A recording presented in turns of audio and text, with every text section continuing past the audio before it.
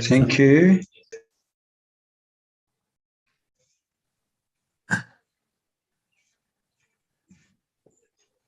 Welcome back to the daily Rambam class. We are up to the laws of Tum'as, Ochlin, chapter 3. It is Thursday. Let's take a quick peek at where we are up to in the Rambam. We are learning the Rambam's Mishnah Torah. That is the name of his compilation.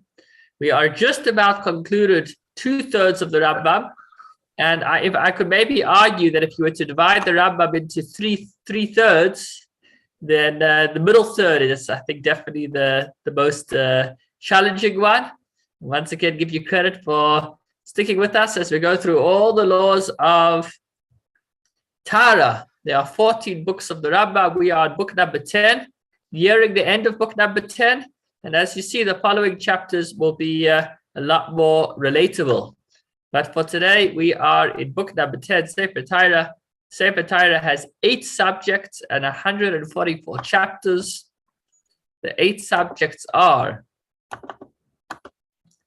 Tum'as Meis, impurity of the dead, and Para Aduma, the red heifer, Tzora'as, Mishkav Abaishav, other forms of sources of impurity, Shar Avis and Tum'as, other sources of impurity.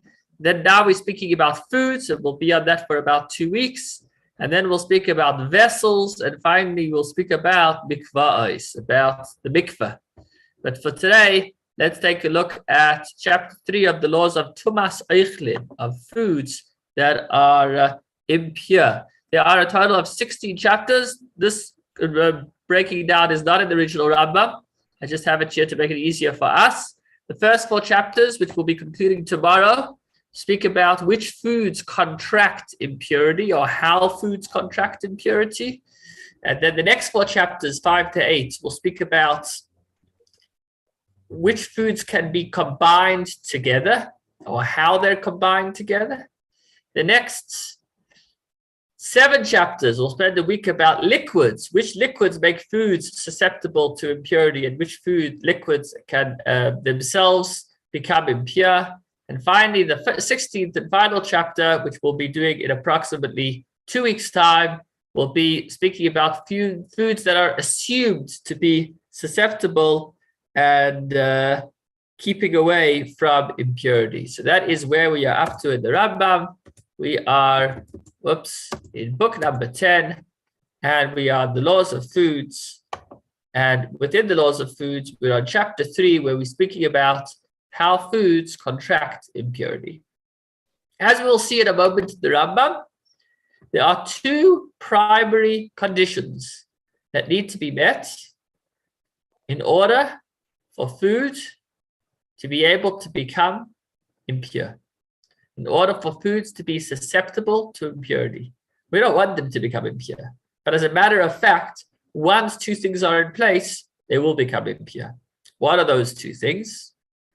Number 1, the food needs to actually be designated as food.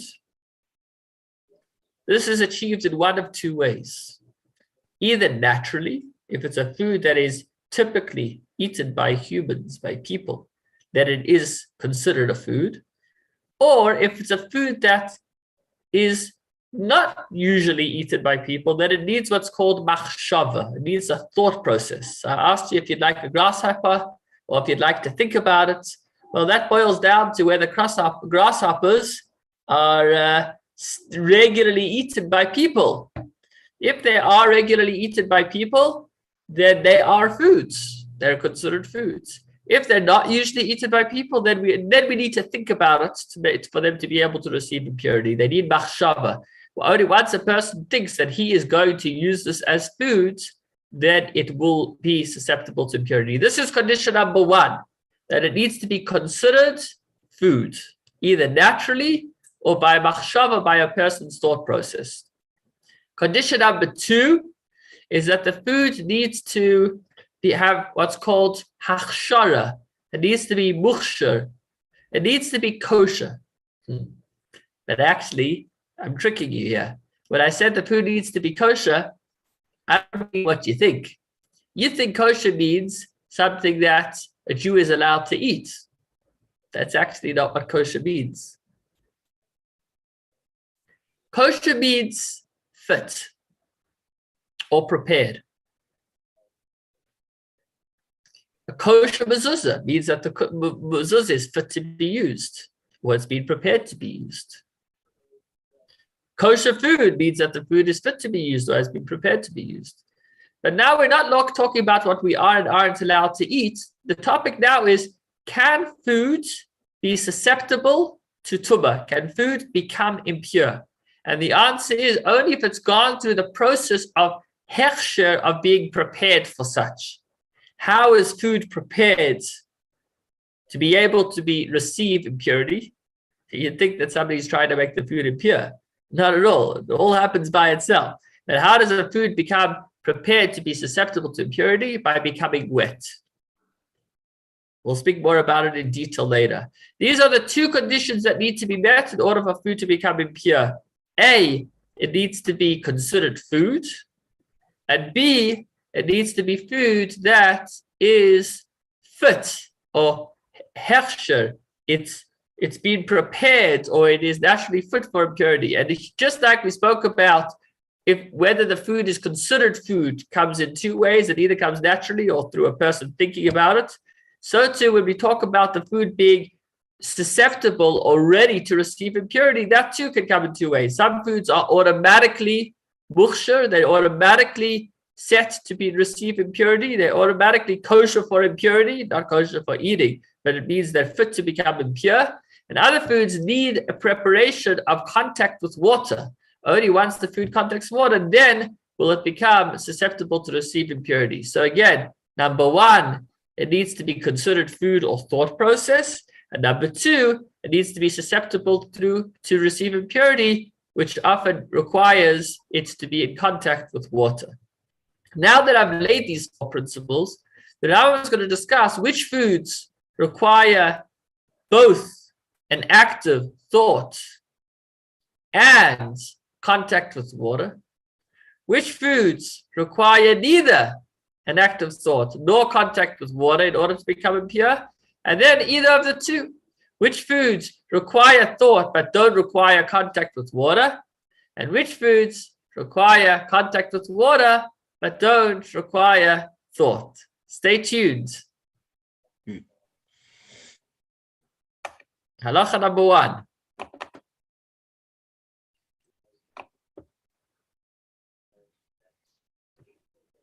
We have already explained that food does not contract impurity until it is made fit to do so, and that all food that is not designated for human consumption does not contract ritual impurity until it is designated for human consumption. Our two conditions: machshava, to decide that it will be eaten by humans, and hachshara, which means preparation, that it's become fit for use through contact with water. The following rules apply when food is designated for human consumption in one locale, but is not designated for human consumption in another place. Should I give you an example, or should I rather not give you an example? I don't know if you've ever been to the market in China. I don't know if you've ever seen what they have going on the braais and barbecues. Cats and dogs, I don't know if I should tell you. I mean, it's a sight that I'll never forget, although I've never seen it. Anyhow, sometimes you have foods that are considered food in one place and not in another place. That was a joke, by the way. Anyhow, in a place where it is so designated, special tent is not necessary to designate it for human consumption. So if you're in China and they're serving, it's not raining cats and dogs, but it's smelling cats and dogs because they put it on the braai. So in such a place, you don't need to designate this cat to be suitable for human consumption, because it is. It doesn't need machshava. It doesn't need a thought process. In a place where it is not so designated, meaning in a place where, like Johannesburg, where it just won't cut it, don't try it, because the neighbors won't let you get away with it. So if a person decided to go down that track of cats and dogs, I'm not going to elaborate because just the thought of it is already enough to put me off lunch. But if a person goes down that track, then he would need to actually take it and designate it for human consumption. One must have a special intent to designate it for human consumption, and then it will be susceptible to ritual impurity. Okay, let's talk in a little bit more of a digestible language. Maybe not too digestible either. Either way, if you're walking down the pet food aisle and they've got some doggy biscuits, and you're like, whoa, this looks really good. Maybe I'll have it at my next birthday party.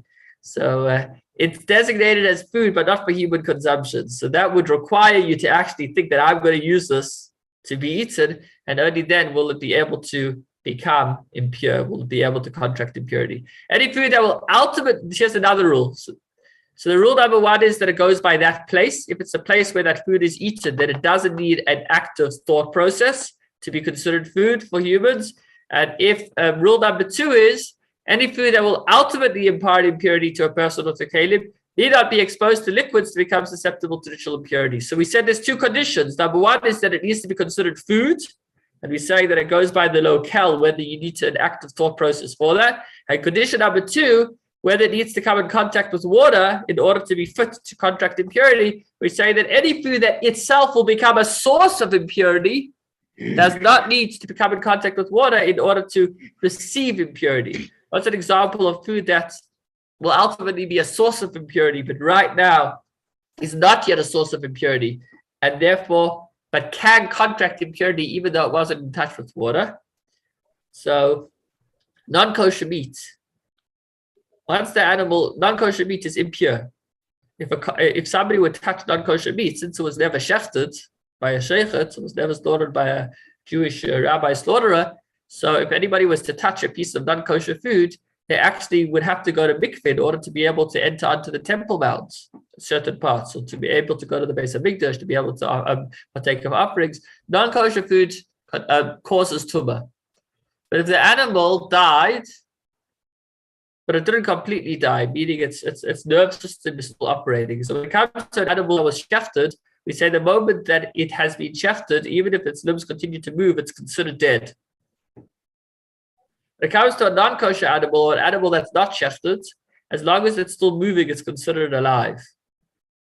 So if a person was, I don't know, in the abattoir and they shot an animal and now it's continuing to move around, and then the leg of this animal touched next to it some animal that's already dead, and then the leg jumped to the other side and it touched a pile of hot dog buns.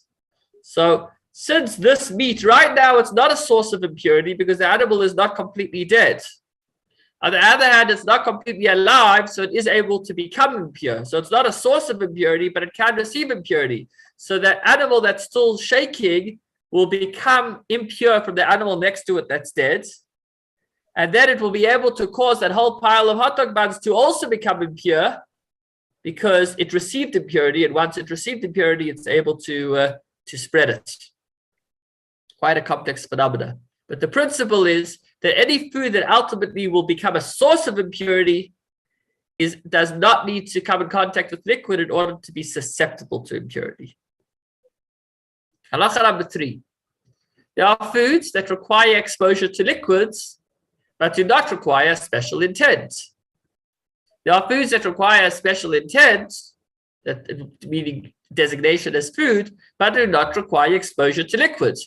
Foods that require special intent and exposure to liquids, and foods that require neither special intent nor exposure to liquids. And from here to the chapter, we've got to look at different foods that would require either neither or both or either. Food that is designated for human consumption.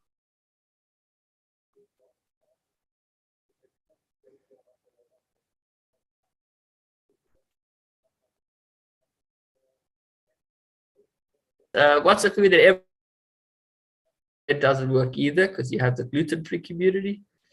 It's not quite like that because as long as most people eat it in that place, it's considered food. But is there a food that we can agree on that everybody eats just as a matter of interest? Fish. Fish. No, the people that won't eat fish, they were alive. Maybe Bread. vegetables? Bread. No, people are off gluten. They say gluten is terrible for you. Maybe vegetable salad. Vegetables, yeah? Tomatoes, cucumbers. think you'll find any place in the world where majority of the people are worried about killing the tomato or the cucumber. I hope not. Anyhow, tomatoes and cucumbers are designated for human consumption in any place, and therefore they do not require intent. You don't need to decide, I'm going to designate this for human consumption, because they naturally are used for human consumption, but they do require exposure to liquids, which means as long as at some point in their lifetime after they were picked, the tomato or cucumber was washed, it can contract impurity. If it has never come into contact from the moment it was picked, somebody thought it was a matzah, they thought they were going to turn it into matzah, because the wheat that's used for matzah never touches water from the moment it's picked until it's on your Seder plate. So somebody thought that maybe this tomato would be used in their matzah. Anyhow, if you had a tomato that never was exposed to water from the moment it was picked, then it would not be able to contract impurity. Kosher fish and kosher locusts in all places, and non-kosher locusts and fish in rural areas, let's discuss this in a moment, are considered as designated for human consumption. So you don't need to actively decide I'll be using it for food, and require exposure to liquids because they're not going to be a source of impurity, but do not require a special intent. So let's just talk about this for a moment. Fish is something that everybody eats, so it's naturally human food. Like you said, David, every place, most people eat fish, even there are minorities, but we're not speaking about them. And kosher locusts. Nowadays, we don't know which locusts are kosher, so we don't eat them. Some Jews say they do know, and they do eat them.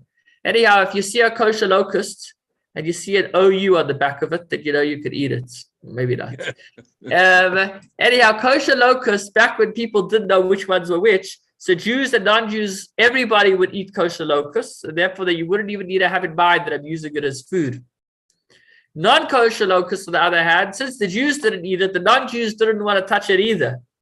The non-Jews look at us. We're a light unto the nations. They get ideas from us what they should and shouldn't eat. Except for rural areas where there's people are more hungry, more desperate, so they would even eat non-kosher locusts. Anyhow, these are foods that by default, so if it's in a rural area, then that non-kosher locust is typically eaten and therefore does not need designation. It does not need machshava, thought. But as I said, they would require contact with liquids. Similarly, in all places, the fat of a kosher animal that died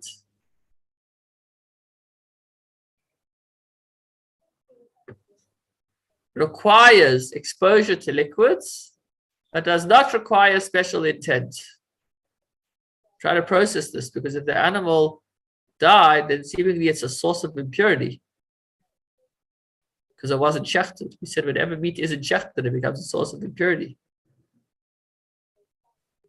Maybe it means if it was taken while it was still moving. So it requires exposure to liquids, but then it wouldn't require liquids because it's eventually going to be a source of impurity. Anyhow, we're talking about a fat of a kosher animal that would never be a source of impurity for whatever reason. So therefore it does require exposure to liquids, but does not require special intent because it is eaten as food. The following requires special intent and exposure to liquids. So the previous were examples of either. Now it's both. Meat that was separated from a living being, whether a human, an animal, a fowl, the carcass of a non-kosher fowl. In rural areas, the fat of a kosher domesticated animal that was ritually slaughtered. It's rural, so there are non-Jews around, are not non-Jews around, but it's the fat that's forbidden, so nobody would be eating it. Even though it was exposed to liquids when slaughtered, it requires a second exposure after one had the intent to partake of it.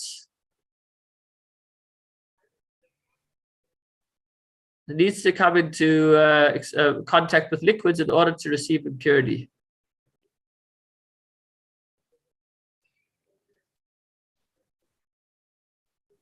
Why won't these be sources of impurity? Maybe because it's less than the measurement. I'm not sure. And all wild vegetables, very pungent onions, sharp mushrooms. These are things that are not typically eaten, and therefore you'll need to both have intent and they'll need to come in contact with water. Similarly, in rural areas, small locusts and fish require a special intent. Small locust, not non-kosher locust, but small locust. If it's already small, then most people are not eating it, even in rural areas. It's not by default human food, and therefore it will require intent. When endives were sown for animal fodder, and then the owner changed his mind and thought of using them for human consumption, they are not subject to ritual impurity unless he had such intent after they were picked. So until he changes his mind, they are not susceptible to impurity. But intent that one had while produce is connected to the earth is not significant. When one collected endives for an animal, meaning he planned on using it for his pets, he washed them while they weren't yet were designated for human consumption, and then thought to serve them to a human being. They'll need to be exposed to liquids again after the change of mind. So only once it's designated as food, only at that point will contact with water make it susceptible to impurity. Similar laws apply in all analogous situations. If I thought of partaking of the alal is the little bit of meat that gets stuck on the inside of the skin when the animal is skinned. So most people don't eat it because it's just kind of, you just chuck it away together with it goes together with the skin. It doesn't get eaten. But if this person decided to eat it, then it can contract the impurity associated with foods only once it's thought of it. If not, it is considered as wood and is not susceptible to ritual impurity. Similarly, bones that are joined to meat. The gidim are sinews, the soft portions of the horns and the hoofs, the thin feathers and the woolly hairs of a chicken, the soft portion of its nails and its beak. If the hard portion is not suitable at all by any standards, but the soft end of the nail where it is still soft, and its beak, the soft ends that are embedded in its flesh, so they can technically be eaten, but by default they're not, and therefore they require special intent and exposure to liquids. The following require neither special intent nor exposure to liquids. What are they? A carcass of an animal from a kosher species. So let's think about this. It doesn't require special intent because you're going to eat it. You'll turn it into beef. It's a carcass of an animal from it's an animal. It's made to be eaten by humans. It's a kosher species, but it wasn't shechted. It doesn't say if it was or wasn't shechted. But let's think about it for a moment. The carcass of an animal from a kosher species. So no, it wasn't shechted. It was not shechted.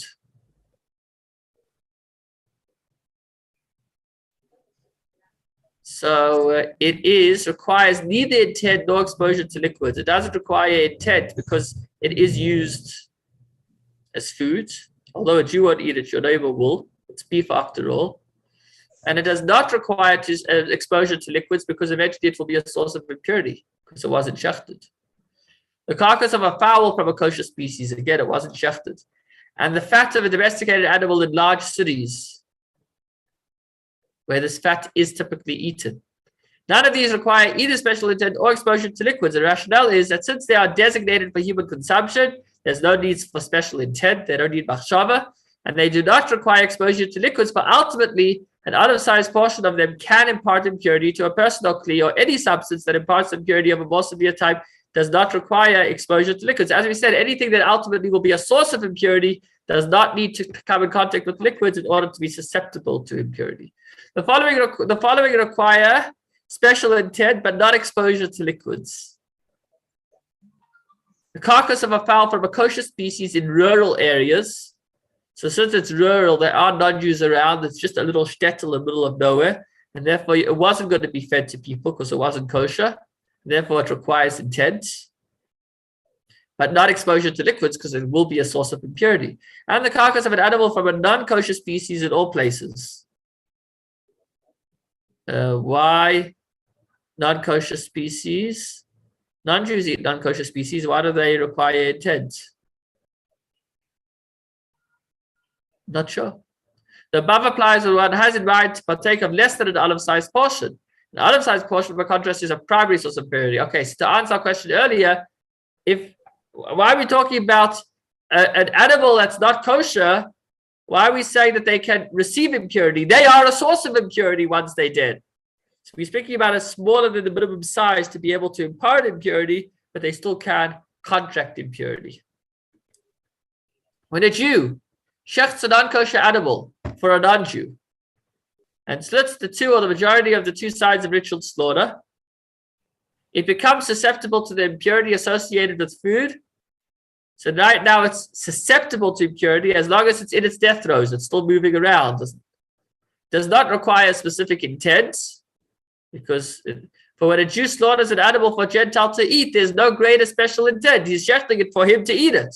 So that is the intent, and does not require exposure to liquids, but ultimately, once it stops moving, it will impart impurity of a more severe type. If I understood one of the sides of ritual slaughter, or stabbed it in the throat, when by no means say that this is appropriate, please be respectful to the animals. We're saying if it happened, what's the situation now? If that did happen, it does not contract impurity associated with foods, because it wasn't being prepared to be eaten. Simply if a Gentile slaughtered a kosher animal for a Jew, splitting the two or the majority of the two sides of ritual impurity, it imparts the impurity associated with the food as long as it is as in the death throes. It does not need to be exposed to liquids, because as soon it will be the source of impurity. If I understood only one of the sides of ritual slaughter or stabbed it in the throat, it does not contract the impurity associated with foods and is considered like other animal carcasses. Why not? Because it was never prepared to be eaten, and it was never made into a source of impurity. Because if it's not considered like it's not a matter of seconds. It might actually recover, I think.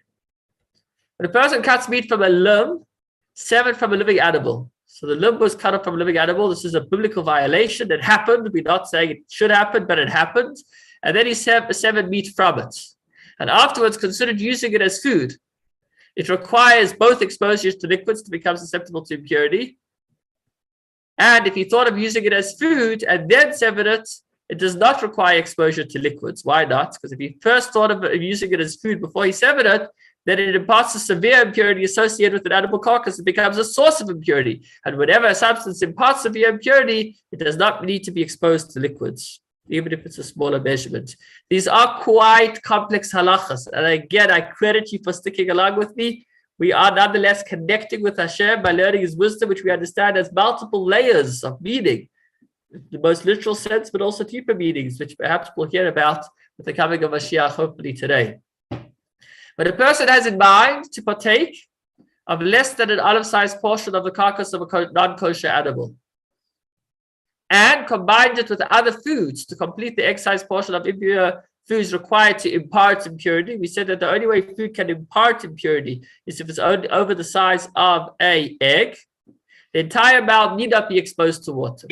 The rationale is that were one to increase the portion that is less than an olive-sized portion in the egg-sized portion until it was the size of an olive, it would impart severe impurity. So although right now that part cannot, that in theory, were it to be increased, it would be able to, so we say already now, it is able to be a source of impurity, and therefore it does not need to be exposed to water to contract impurity. By the way, interesting halacha. Before we eat bread, we wash our hands. Why? Anybody remember? It's because back in the day, people would sometimes both have an offering in the base of Mikdash, and they'd want to eat bread together with it. The person wouldn't wash their hands first, then their hands, which may have contracted impurity, would be able to impart impurity to the bread, and then the bread would impart impurity to the sacrifice, and then they would violate a biblical command of contaminating, of making tameh, making impure the sacrifice. So therefore, in temple times, we'd be required to wash hands, and even nowadays, we still need to wash our hands, so that, because we want to remember, Mashiach's coming sooner, we got to know what the law is. One moment.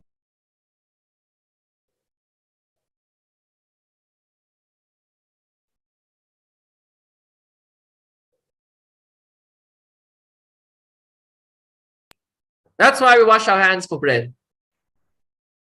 If you're going to be eating a small piece of bread, like a little sliver of bread, do you need to wash your hands?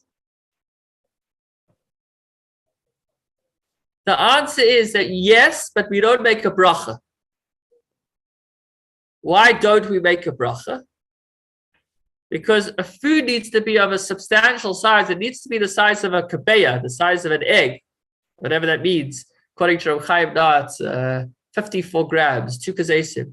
It needs to be about 50 grams, that bread, in size, in order to be large enough to be able to spread impurity. So it may be able to become impure, but it wouldn't be able to hand over the impurity. So now, according to some opinions, at that point, even if your hands were impure and you made the bread impure, the bread wouldn't be able to make the other sacrificial meat that you were eating impure. So there's no problem. So there's no reason to wash your hands. Therefore, the halacha is that if you're eating a small piece of bread, you wash your hands, but you don't make a bracha. To worry about those opinions that say that in such an instance, there's no reason to wash your hands because the impurity won't spread. We're not worried with the spread of the virus, of the impurity, because it's going from your hands to the food, and that's the dead end. The bread doesn't need to go for a COVID test. It won't be able to be a source of impurity because it's so small. That just ties into what we're learning about right now in the Rambam, that only food of a certain size of a kabeya is able to cause the impurity to spread.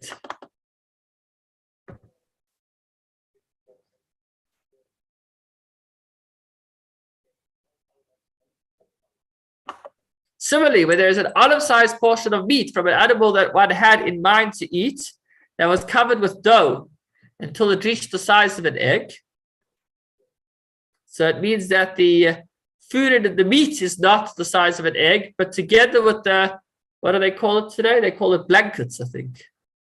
Yeah, I think it's called blankets, when you have a little sausage with some pastry around it. Mm. Anyhow, if that's what you had the meat, and around it was this little pastry, some bread, and some dough, and together it's now the size of an egg. Since it does not impart impurity when touched because of the dough, it is necessary that one have in mind to use it as food. Meaning the dough doesn't add up to the size of an egg to be able to make it susceptible. Since it's to be able to spread impurity, the meat is not kosher, but it can't spread impurity because it's smaller than the minimum size. We said anything that will be a source of impurity does not need to be in touch with liquid in order to receive impurity. But this meat is less than the minimum size, so it won't be a source of impurity, and therefore does need to come in contact with liquids. It don't need not be exposed to liquids to contract impurity. Sorry, I confused it. It's as we said in the first half of this halacha. We said that the fact that it's smaller does not mean that it won't be a source of impurity, because if we were to add a little bit more meat, it would be a source of impurity, and therefore it does not need liquids, but you do need to designate it as food. The rationale is that the entire measure can impart impurity when carried because of the olive-sized portion of the animal carcass it contains, even though it does not impart, so the olive size, which is half a kabeya, half the size to make it spread. Even though it does not impart impurity when touched, it is considered as if it ultimately is capable of imparting most of your impurity were you to add more meat to it, if I understand correctly. Therefore, it need not be exposed to liquids. So it does need machshava. You do need to designate it as food, but it does not need to be exposed to liquids because ultimately it can be a source of impurity. Halacha number 7. When there is less than an olive-sized portion of a human corpse to which other foods were attached. Again, this is completely just in the world of it never happened, it never will happen. We're learning the will of Hashem. To which other foods were added, so that an egg-sized portion of food would be reached. One must have in mind partaking of the entire amount for it to be susceptible to impurities. So machshava, you need to have intent because it's not usually eaten, since generally the entire amount is considered of no importance by all people. The entire amount does not require to be exposed to water, as we've said, because the meat from the corpse from the corpse that it contains. So in all of these scenarios, we're saying that as far as machshava, it requires intent to be eaten, but it does not just require exposure because it can ultimately be a source of impurity. When an olive-sized portion, wow, I see we've gone quite far over time. Apologize for that. Let's see, we're almost done. Let's try to wrap it up quickly. When an olive-sized portion of a human corpse is covered with dough, the entire amount imparts the severe impurity associated with the human corpse. because it already has the measurement of a human corpse, and now is actually a source of impurity, not just susceptible. When a person cuts flesh from a living human being to feed to an animal, don't visualize this. If afterwards he thinks of using it as food for humans, for it to impart the impurity associated with foods, he must have such intent, but it need not be exposed to water. The same halacha in all these halachas, the same verdict, that it does require intent because it's not usually eaten, but it does not require exposure because it could be a source of impurity. Finally, halacha number 10, when a chick, a little bird, falls into a vat of wine and dies, even though the vat is located in a city, it becomes repulsive in the vat. Therefore, to become susceptible to ritual impurity, one must have a specific intent to partake of it. It's no longer considered as food from the moment it dies. It wasn't considered as food, and therefore one needs to have intent as food. Otherwise, it will not contract impurity. If, when one lifted it out of the vat, he thought of feeding it to a Gentile, so that he did have in mind for food, it imparts impurity, for he thought of using it for human consumption.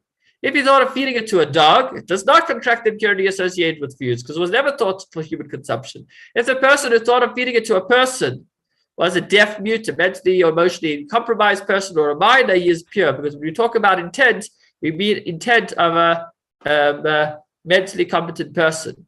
If such individuals lifted it out of the vat to feed it to a person, it is impure because although they don't have machshava, they don't have intent, they do have action, and their deeds are significant, but not their intent. And their deeds reveal that it is now being designated for human consumption, and therefore both criteria